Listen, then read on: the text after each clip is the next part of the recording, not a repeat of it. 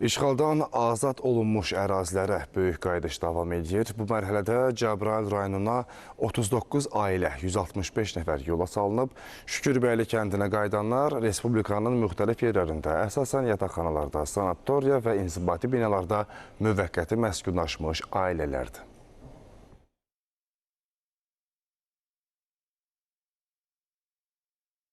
Bugün mənim üçün azad bir gündür, çünki mən daim yaşamağa gedirəm öz kəndimə, öz qəsəbəmə, öz rayonuma.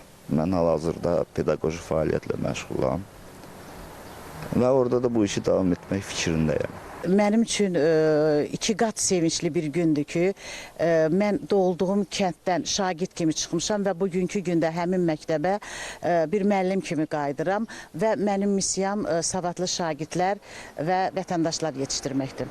Torpağıma qayıdıram, yerimə, yurduma, elimə, gör 32 ildir o kənddən çıxmışıq.